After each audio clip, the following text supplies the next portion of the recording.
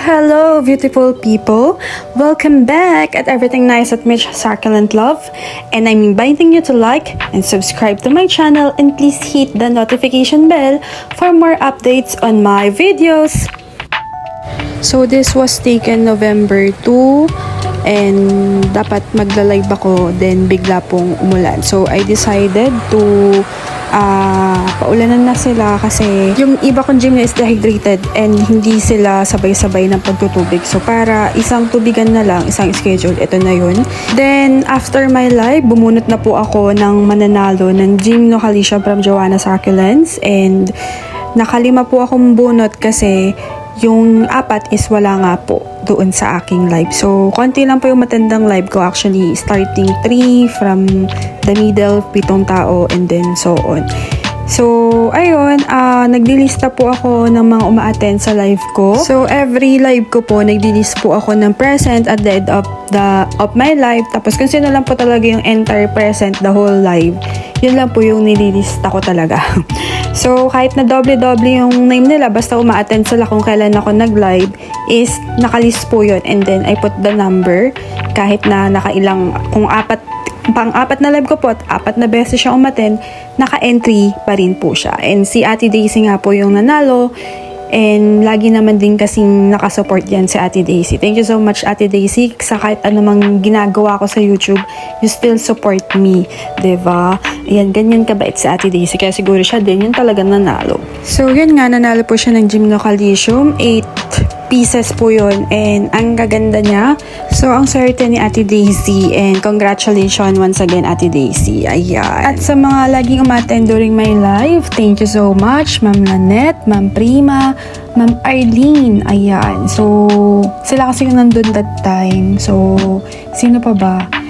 Ayun, basta sila din yung laging umattend sa Ate Daisy. Ayan. So our topic today is about my Gymnocalistia after rain.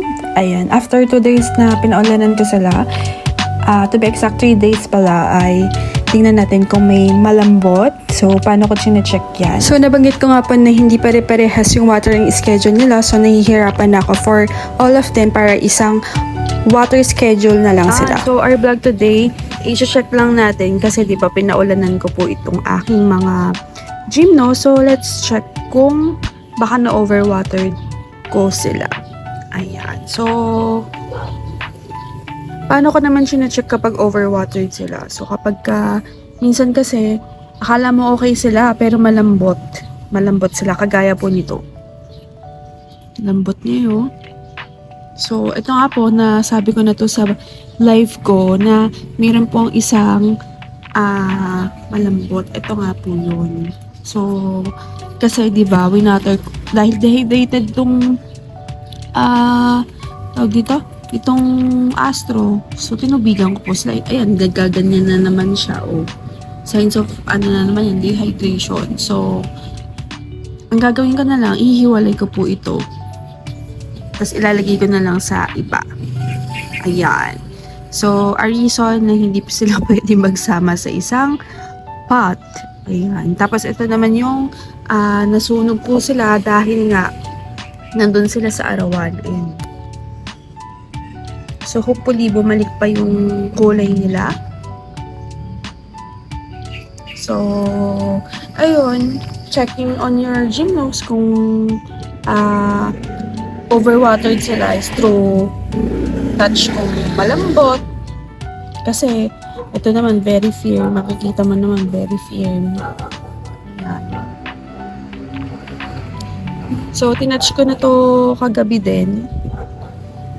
Okay naman sila. Kasi, iniisip ko, baka na-overwatered yung iba. Kasi, parang kadidilig lang a week. Tapos, nagdilig na naman. Parang 5 days pa lang nagdilig na ulit. Baka ako, overwatered naman itong mga gymno. So, ayun. So, sa Astro, wala namang problema sa Astro. Madali lang silang pakisamahan. Walang attitude. Walang attitude ng mga Astro. At very easy lang din malaman talaga na dehydrated sila. Yun.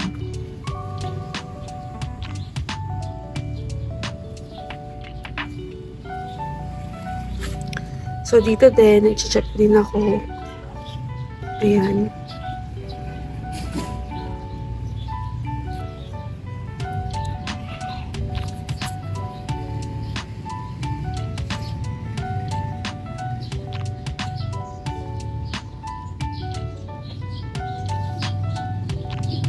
Pag ganito kasi matutulis din yung mga mahirap ding hawakan.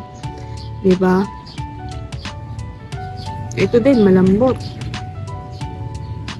Pero kung malambot siya, hayaan mo lang siya dyan. Huwag mo nang itubigan. Observe mo lang.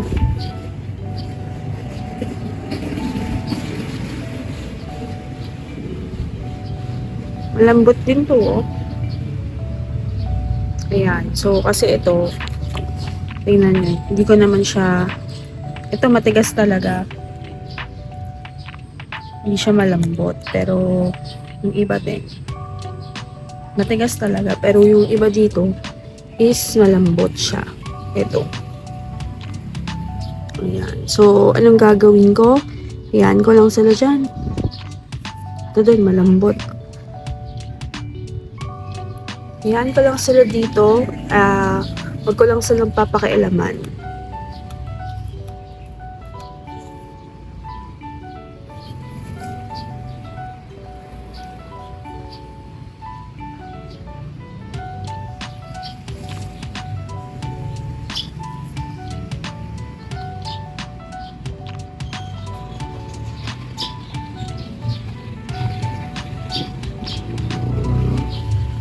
Dahil malambot na. Ayan. So, yung iba dito, okay naman sila.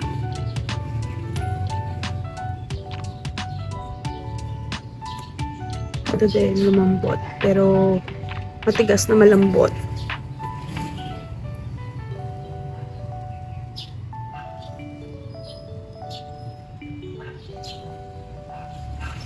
So, after the rain din, nung pinaulanan ko sila, napansin ko din na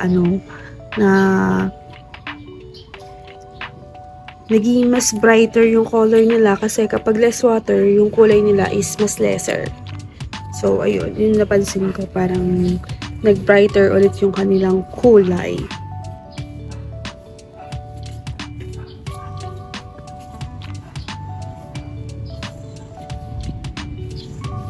Daydream natin.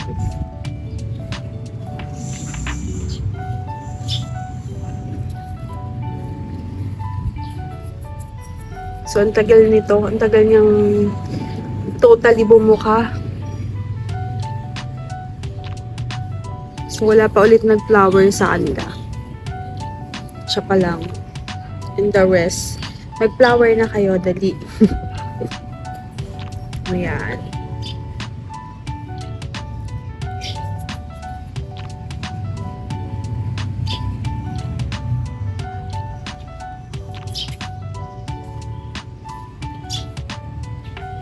Tough view.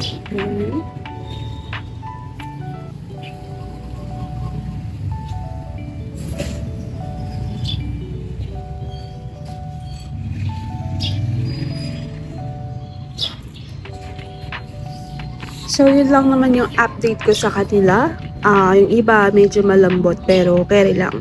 So, observe lang. Huwag mo munang tubigan. Hayaan mo muna sila.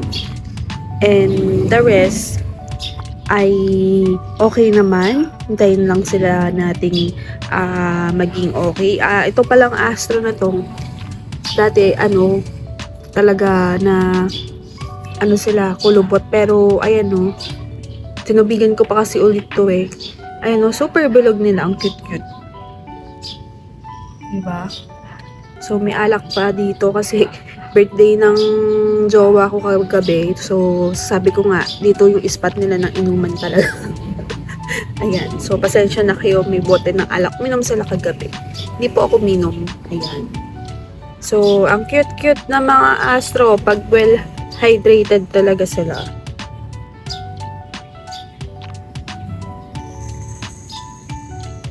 So, yan. That's it. My update today. Malambot na yung iba. So, be cautious na lang ako. And for further updates, abangan nyo yan sa mga susunod. And excited na din po ako sa plant meal ko na darating this second week of November. Ayan. So, that's my update after 3 days of batting them on the rainwater. Ayan, sakto kasi na biglang umulan. Tapos, sabi ko, paliguan na natin tong mga gym na to. So, ayan, I think happy naman sila. And if nag-enjoy kayo at nagustuhan nyo ang ating vlog, huwag kalimutan mag-like and please subscribe to my channel, Bikini Man. And thank you for watching and see you on my next video at Everything Nice at Mitch Succulent Love. Your Nurse Plantita saying God bless po at lagi mag-ingat.